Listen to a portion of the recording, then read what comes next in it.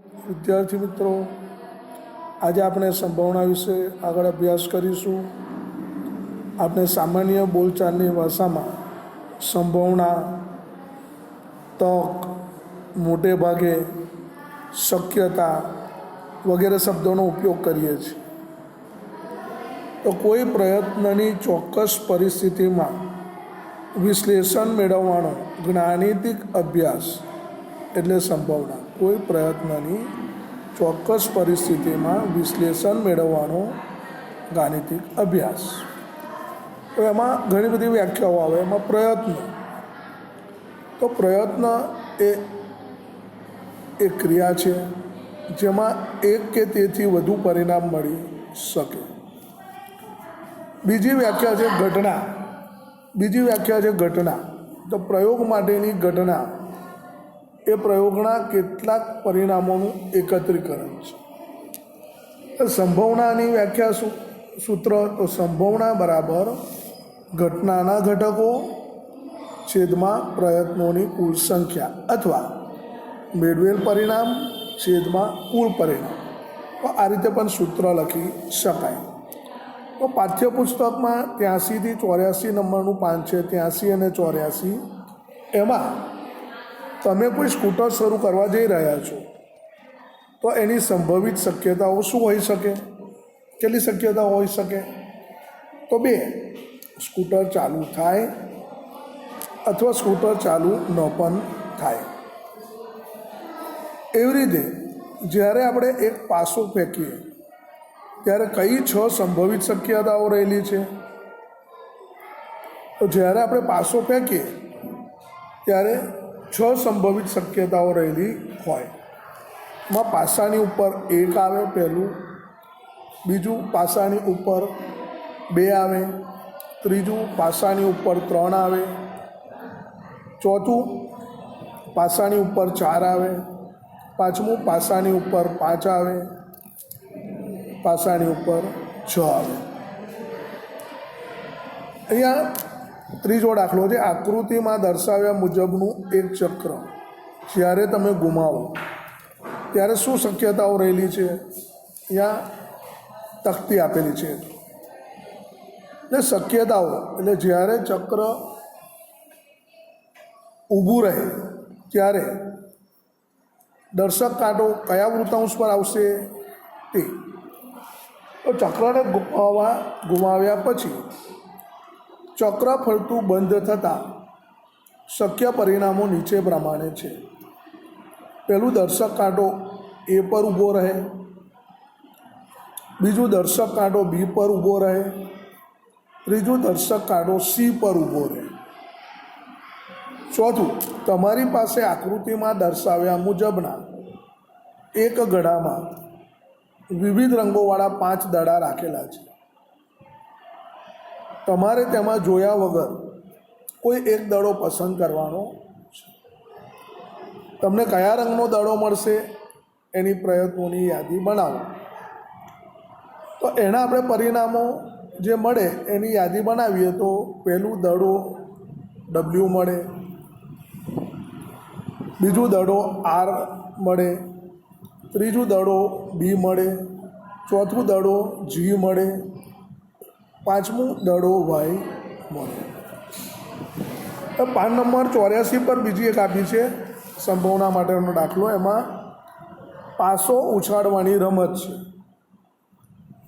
શું પહેલાં પાસો ફેંકનાર ખેલાડીને 6 મળવાની તકો વધુ રહે છે? ના, આવું કંઈ થાય. બીજો પ્રશ્ન છે, શું પ્રથમ ખેલાડી બાદ રમનાર બીજા ખેલાડીને 6 મળવાની તકો ઓછી રહે છે? ના, એવું પણ ન બને. ત્રીજું, ધારો કે બીજા ખેલાડીને 6 મળે છે તો તેનો એવો અર્થ કરી શકાય કે ત્રીજા ખેલાડીને 6 મળવાની કોઈ શક્યતા નથી. એવું પણ બને નહીં. બીજું, પાન નંબર 86 પર આપેલું છે. બરાબર, આકૃતિમાં દર્શાવ્યા મુજબ લીલા રંગનું વૃત્તાંશ હોય તેવી શક્યતાની યાદી કરો અને લીલા રંગનું વૃત્તાંશ ન હોય તેની શક્યતાની યાદી કરો. તો આપણે વૃતાંશ જોઈએ તો એમાં લીલા રંગનું વૃતાંશ મળવાની શક્યતા જોઈએ તો કેટલી વખત છે લીલો રંગ? 1 2 3 4 5 વખત. એટલે લીલા રંગનું વૃતાંશ મળવાનું શક્ય પરિણામો 5 થાય. લીલા રંગનું વૃતાંશ ન મળવાના પરિણામો કેટલા? તો 1 2 અને 3. 3 આર છે એટલે 3 પરિણામ. બીજો પ્રશ્ન છે લીલા રંગનું વૃતાંશ મળે તેની સંભાવના શોધો. તો ચક્રના રંગનું ચક્રના સરખા કુલ ભાગ જોઈએ 8 છે એટલે કુલ પરિણામ 8 થયા. લીલા રંગનું વૃતાંશ મળવાના શક્ય પરિણામો 5 છે. માટે લીલા રંગનું વૃતાંશ મળવાની સંભાવના બરાબર લીલા રંગના વૃતાંશ મળવાના શક્ય પરિણામ છેદમાં કુલ પરિણામ, એટલે કે 5/8. ત્રીજું છે લીલા રંગનું વૃતાંશ ન મળે તેની સંભાવના શોધો.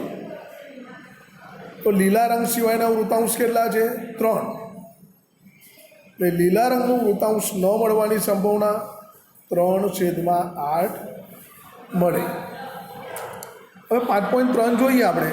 તો આપેલ પ્રયોગમાં તમને જોવા મળતી શક્યતાઓની યાદી બનાવો. યાદી બનાવવાની છે. તો પહેલું ફરતું ચક્ર, એમાં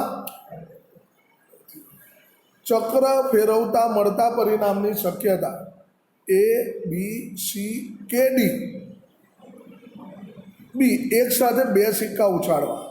એક સાથે 2 સિક્કા ઉછાળીએ તો મળતા પરિણામોની શક્યતાઓ જોઈએ તો HT H એટલે હેડ રાજા, T એટલે ટેલ રાણી કાંટો, HT HH TH TT. બરાબર. H એટલે છાપ અને T એટલે કાંટો. HT એટલે પહેલા સિક્કાની છાપ અને બીજા સિક્કાનો કાંટો. TH એટલે પહેલા સિક્કાનો કાંટો અને બીજા સિક્કાની છાપ. બીજું પાસાને ફેંકવાથી મળતા પરિણામની મદદથી કેટલી ઘટનાની બનવાની શક્યતા અહીંયા આપી છે. પહેલું અવિભાજ્ય સંખ્યા. તો પાસા પરના અંક કેટલા? 1 2 3 4 5 અને 6. એટલે મળતા પરિણામ કેટલા થયા? મળતા શક્ય પરિણામો 1 2 3 4 5 કે 6. તો એમાં અવિભાજ્ય સંખ્યા કઈ? 2 3 અને 5. બરાબર. એટલે અવિભાજ્ય સંખ્યા મળવાના શક્ય પરિણામો 2 3 5 છે. બીજું અવિભાજ્ય ન હોય તેવી સંખ્યા. તો અવિભાજ્ય ન હોય તેવી સંખ્યા મળવાના શક્ય પરિણામો 1 4 અને 6 છે. બીજામાં કહે છે 5 કરતાં મોટી સંખ્યા. તો 5 કરતાં મોટી સંખ્યા મળવાના શક્ય પરિણામો ખાલી 6 એકલું એક જ. 5 કરતાં મોટી ન હોય તેવી સંખ્યાના શક્ય પરિણામો કયા? તો 1 2 3 4 5. એ 5 પરિણામ. ત્રીજો દાખલો, પ્રશ્ન 1 એની આકૃતિમાં દર્શક કાંટો વૃતાંશ D પર સ્થિર થાય એવું એ આપેલું છે. જુઓ A B C D A. તો વૃતાંશ D પર સ્થિર થાય અને વૃતાંશ A પર એની સંભાવના આપણે શોધવાની છે. તો દર્શક કાંટો વૃતાંશ D પર સ્થિર થાય ફરતા ફરતા 5 વૃતાંશ છે A B C અને D. D દર્શાવતો માત્ર એક વૃતાંશ છે માટે શક્ય પરિણામ 1 થયું. કુલ પરિણામ 5. એટલે દર્શક કાંટો વૃતાંશ D પર સ્થિર થાય તેની સંભાવના 1/5. બી સારી રીતે ચીપેલા 52 પત્તાની જોડમાંથી એક પત્તું યાદચ્છિક રીતે પસંદ કરીએ અને તે એકો હોય તો પત્તાની કુલ સંખ્યા કેટલી? 52. શક્ય પરિણામોની સંખ્યા 52 થઈ. તો 52 પત્તામાં કુલ 4 એકા હોય માટે એકો મળવાનું શક્ય પરિણામો 4 થયા. તો એકો મળવાની સંભાવના શું થઈ? તો શક્ય પરિણામ છેદમાં કુલ પરિણામ 4/52. 4 એકા 4 અને 13 ચોક 52. 4 કેન્સલ, 1/13 જવાબ મળે. હવે સી લાલ સફરજન મળવાની શક્યતા. તો સફરજનની કુલ સંખ્યા કેટલી છે? 7. એટલે શક્ય પરિણામોની સંખ્યા 7 થઈ. આ સફરજનમાં 4 લાલ સફરજન છે માટે લાલ સફરજન મળવાની શક્ય પરિણામો 4 થયા. તો લાલ સફરજન મેળવવાની સંભાવના કેટલી? તો શક્ય પરિણામ છેદમાં કુલ પરિણામ, 4 શક્ય પરિણામ છેદમાં કુલ 7 પરિણામ, એટલે 4/7 જવાબ આપણને મળે. તો સંભાવનાના દાખલા આ રીતે ગણી શકાય. વધારાના દાખલા આપણે આવતા પીરિયડમાં લઈશું. જય શ્રી કૃષ્ણ.